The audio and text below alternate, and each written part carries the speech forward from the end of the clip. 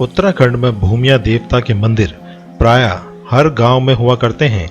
भूमिया देवता को भूमि का रक्षक देवता माना जाता है। इसी वजह से इन्हें क्षेत्रपाल भी कहा जाता है। खेतों में बुवाई किया जाने से पहले पहाड़ी किसान बीज के कुछ दाने भूमिया देवता के मंदिर में बिखेर देते हैं। विभिन्न पर्व उत्सवों के अलावा रबी व खरीफ की फसल पक जाने के बाद भी भूमिया देवता की पूजा जरूर की जाती है। फसल पक जाने पर फसल की पहली बालियां भूमिया देवता को ही चढ़ाई जाती हैं और फसल से तैयार पकवान भी सभी मौकों पर पूरे गांव द्वारा सामूहिक रूप से भूमिया देवता का पूजन किया जाता है। मैदानी इलाकों में इन्हें भूमसेन देवता के नाम से भी जाना जाता है। भूमिया देवता की पूजा एक प्राकृतिक लिंग के रूप में की जाती है। भूमिया देवता के जागर भी आयोजित किए जाते हैं। पर्वतीय अंचल के अलावा तराई की थारू व बुक्सा जनजातियों में भी भूमिया देवता की बहुत मान्यता है। इन जनजातियों में इन्हें भूमिया व भूमसेन दोनों ही नामों से पुकारा जाता है। थारू जनजाति द्वारा इनके मंदिर की स्थापना पीपल या नीम के पेड़ के तले ऊंचा चबूतरा बनाकर की जाती है।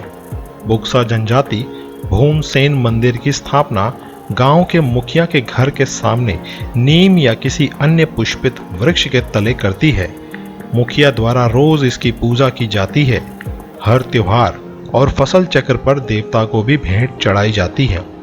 तराई क्षेत्र में भी भूमसेन और भूमिया देवता को कृषि और भूमि का रक्षक देवता माना जाता है। यहाँ इनका संबंध क्षेत्रीय सिद्ध पुरुषों से माना जाता है तथा इनके बारे में कई जनश्रुतियां भी प्रचलित हैं। कहीं कहीं भूमिया देवता का मंदिर हर गांव में न बनकर कुछ एक गांवों के बीचों बीच बनाया जाता है। कहीं कहीं रबी की फसल की कटाई के बाद भूमिया देवता को पशु बलि देकर भी पूजा किया जाता है। भूमिया देवता को विभिन्न आपदाओं का रक्षक देवता भी माना जाता है। पर्वतीय अंचल में कई गांवों के नाम भी भूमिया देवता के नाम पर भी रखे जाते हैं। लेकिन आज की संस्कृति की मार से भूमिया देवता भी अछूते नहीं रहे हैं। आधुनिकीकरण की दौड़ में भी भूमिया देवता के ग्राम्य देवता से सामान्य देवता में बदले जाने की प्रवृत्ति अब दिखाई देने लगी है। अब आपको बताते हैं भूमिया देवता से संबंधित एक कहानी। कहते हैं एक बार एक हुड़किया भीख मांगते हुए एक जिम्मेदार के घर पहुंचा। उस समय जिम्मेदार घर पर नहीं था।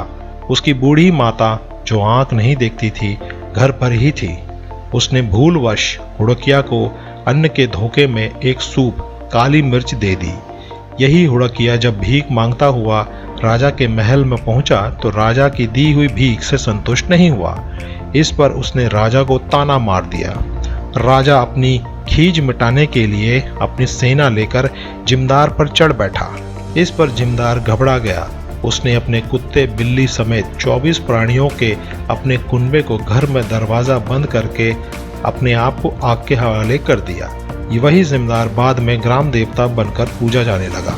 जिम्मेदार या भूमिया किसी व्यक्ति पर चिपटकर अन्य देवी देवताओं की भांति अपना रोष प्रकट नहीं करता, बल्कि उसके कुपित होने का लक्षण खेती पाती को जंगली पशु पक्षियों या चूहों के उत्पात में देखा जाता है। कभी कभी पशुओं में दूध कम होने, दूध के साथ रक्त चूने, दुधारू अपशु द्वारा दूध देने में परेशान करने आदि में भी जिम्मेदार देवता की मान विनती करने से लाभ होता है। उसे वर्ष में एक बार बकरा चढ़ाया जाता है। उनके मंदिर में स्थानीय गोल मटोल पत्थरों को लिंग के रूप में स्थापित करके पूजा जाता है। मंदिर को थान कहते हैं। घरों में धार्मिक कर्म कांडों में ग्राम्य देवता को भाग अवश्य रखा जाता है। सभी देवी देवताओं के साथ ग्राम देवता व्योम नमः कहकर पुरोहित उनके नाम का भी स्मरण करते हैं। इन ग्राम देवताओं की वर्ष में 2 बार होने वाली पूजा को जातो या नौ नेगी नया अन्न चढ़ाना या नवा का नेग या उपहार भेंट करना कहलाता है। प्रत्येक गांव में भूमिया या जिम्मेदार का एक डंगरिया जिस पर आवेश या अवतार होता है अवश्य होता है। प्रत्येक घर से आई पूजा की सामग्री व भेंट उपहार उसको और पूजा कराने वाले ब्राह्मण को बंटता है। अपने डंगरिया में अवतार लेकर वह ग्रामवासियों के सामने अपनी मांग रखता है और उनका भला करने का वचन देता है।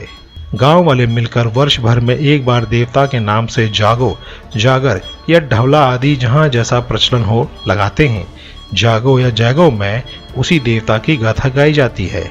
जागर में उस देवता की संतुष्टि के लिए पांडवों की लोक प्रचलित गाथा सुनाई जाती है और ढवला कई देवी देवताओं की सामूहिक स्तुति तथा गुणगान को कहते हैं का आयोजन भी किया जाता है। इन अवसरों पर ढोल तथा नगाड़ों से देवता के नाम पर नौबत अवश्य बजती है। नंदा राजजात यात्रा के समय भी डोली या छंतोली के साथ कई क्षेत्रों के भूमियाल देवताओं के निशान भी शामिल किए जाते हैं। रम्माण में भी स्थानीय देवताओं के साथ भूमियाल देवता की पूजा भी बड़ी धूमधाम से की जाती है। उत्तराखंड में कई देवताओं को भूमियाल देवता या क्षेत्रपाल के रूप में पूजा जाता है।